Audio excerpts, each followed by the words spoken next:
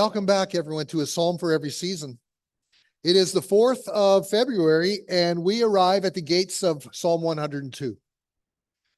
Not a very well-known psalm is Psalm 102, but it's a psalm that takes us on a journey, an amazing journey, from a place of great weakness, where we are worn out like a garment, and it takes us to a place of restoration, where we realize we are anchored in eternity. The goal of the psalm is to help us to look far beyond our weakness, far beyond our frailties, far beyond our decay and our demise. And its intent is to show us that our lives are way, way more than we ever dreamed to think. Our lives are far more than we think that they are. They're wrapped up in the communion of saints. They're wrapped up in generations yet unborn, and they are wrapped up in the eternal Christ himself. And that's really the title of today's message, that no, we're not just wearing out, we're not just worn out people, but we are people who are anchored in eternity, which puts a whole different spin on it. The journey of this psalm begins with a very severe acknowledgement and evaluation of our weakness and our frailty and the fact that we're getting old. That's this very natural process of wearing out. Do you ever feel like you're wearing out? Yeah. We all do. I'll ask for a volunteer from this group, one from this group, and one from this group. At what age do you think the wearing out for you? When did it feel like you were starting to wear out? What was your age? I'll take one volunteer from here. Who's in this group? Sherry, when you turned 60? Here? About 40? Me too. 40. Over here? Oh. Is that next week or what? 86 at the other. So only for the last year. That's not bad. What did you say, Rodney? What did you say? 32. Okay. They say that you're getting old when at the breakfast table you hear snap, crackle, pop, and you look down and you're not even eating cereal. You know you're getting old when it takes you 2 tries to get up off the couch. Anyone relate to that one? And your address book has a whole lot of people that start with the name doctor. There's a joke, actually, that Frank Dewar told me a little while ago. He probably won't remember it anymore, but anyways. We'll see. We'll see. Anyways, he told me this joke that one day there were these 2 retired couples who were having dinner together. And you know, for retired couples, having dinner means it's 3:30. After dinner is over, the ladies go into the kitchen to do the dishes. And while the men stay behind at the table, and one of them says, you know, my wife and I went to a new restaurant to celebrate our 40th anniversary last week. And his friend says, oh, what was the restaurant called? And the man pauses and he goes, I can't remember. And then suddenly he says to his friend, the same guy who can't remember, he says, what's the name of that flower? And he says, oh, a tulip? No, the red flower, the one that has the thorns. A rose? Yeah. Hey, Rose, what was the name of the restaurant that we went to?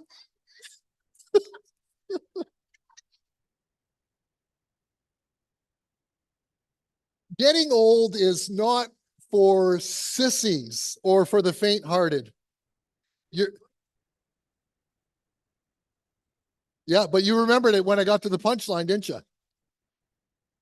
When you're getting old, your body and mind constantly remind you that it's happening. A lot of times you don't feel very well. You know, I'll bet you there's people in this room right now who just don't feel right. Some things hurt. The things that don't hurt don't work. And medications become just a part of your daily routine. You also find that the older you get that your circle keeps getting smaller because more and more of the people that you know and love get sick and die. And you become acutely aware one day it's going to be your turn as well. Well, Psalm 102 has what it takes, beloved. It has everything that it takes to support us and to carry us through this very natural aging process, it gives you and me the outlook that we so desperately need to live life right up until the very end with hope and courage and joy. This psalm redirects us in a powerful way. It redirects the one who is clearly wearing out to the one who never wears out, the one who restores us, the one who gives aging a purpose, the one who has prepared a place for us, and the one who invites us to cling to Jesus Christ. Now, you know that this is true, that not everyone turns to the Lord. They don't turn to the Lord in their youth, which is what we're encouraging the children to do. They don't turn to the Lord in their time of great need. They don't even turn to the Lord in their last years. And that's something I can't fathom.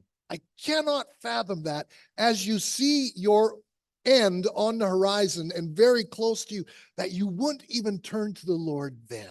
I don't understand it.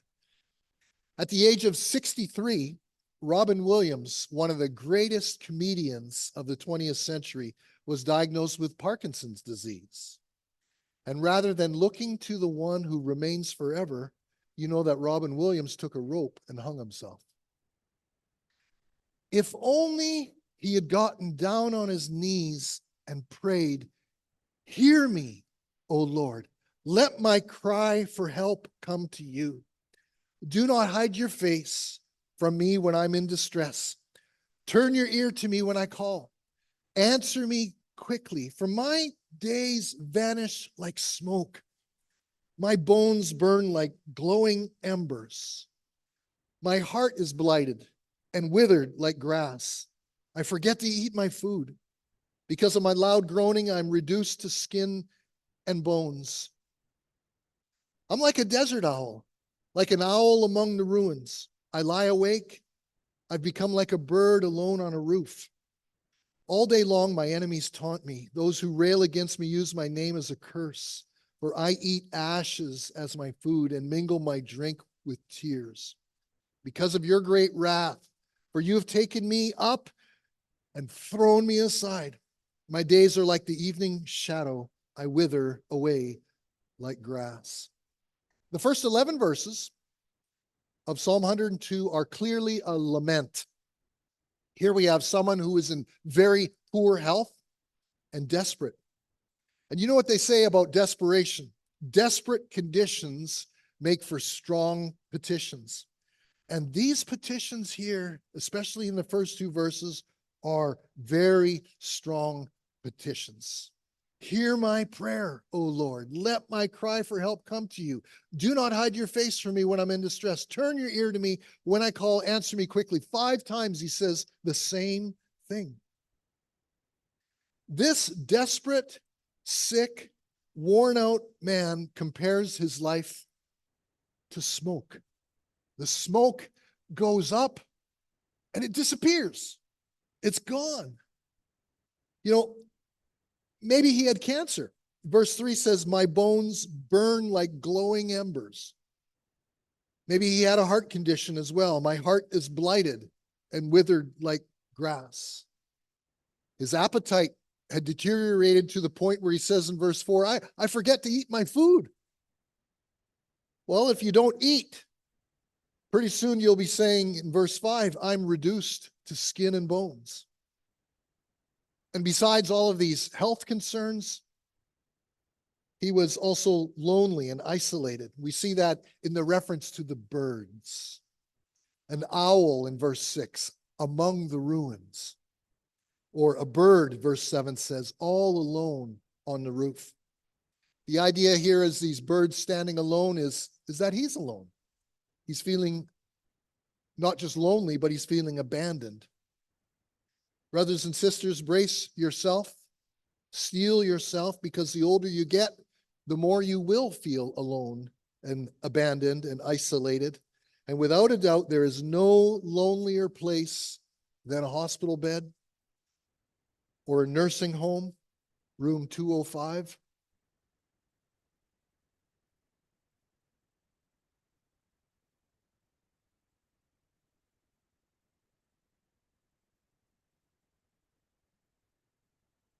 How precise are the images of verse 6 and 7?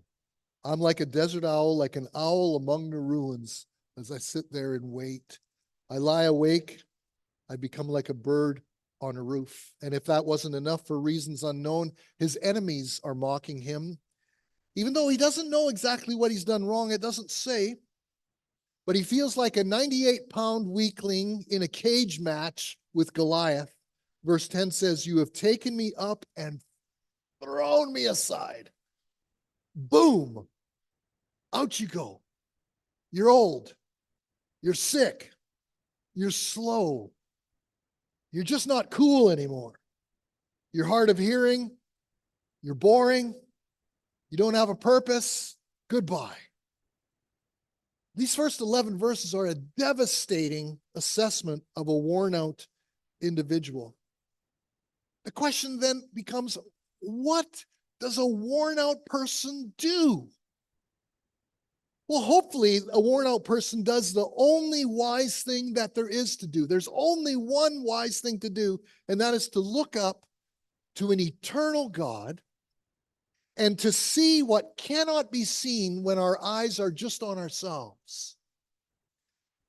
Look up to an eternal God to shine a light on this dark situation of our sure demise and help the sick, worn out, fragile person see what they're not seeing. Well, what is the fragile, sick, worn out person not seeing? They're not seeing verse 12. But, you know, this is a good signal when it says but. It's a contrast with the previous 11 verses. But you, O Lord, sit enthroned forever. Your renown endures through all generations. Verse 12 is the turning point in the psalm. All the misery of the first 11 verses is waiting and crying out for verse 12. And verse 12 comes, but you, O Lord, sit enthroned forever. Your renown endures through all generations. Everything after verse 12 builds on verse 12. God can certainly heal the sick person, and many of us have been healed. God can certainly make our golden years truly golden, and he often does. And God can relieve our loneliness in remarkable ways, and he often does. I pray that he does all of those things for all of you as you age. May God make the road rise up to meet you in your later years. May God cause the wind to be at your back. May he direct the sunshine to be warm on your face and bring the rain falling softly on your fields. And he very often does,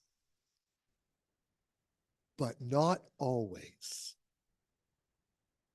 Not always, and we don't have the right to demand that he always will.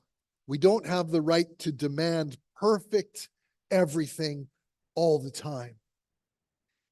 And besides, isn't it often true that God is at work accomplishing something in our lives through our disappointments, through our tears, through our sickness, through our struggles? Of course he is. But what verse 12 is doing is so important. It's a man, a woman laying their wasted condition, their struggles, their pain, their frailty, their deteriorating body and mind. They're laying all of that directly before the immortal, invisible, only wise God. I'm so sick. But you, O Lord, are enthroned forever. Your renown endures through all generations. I'm getting so feeble and forgetful.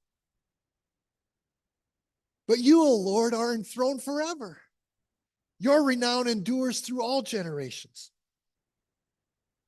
I feel so alone and abandoned. But you, O Lord, are enthroned forever. Your renown endures through all generation. You see what verse 12 is doing? Not that God needs it in any way, but verse 12 gives permission to our hearts to let God be God.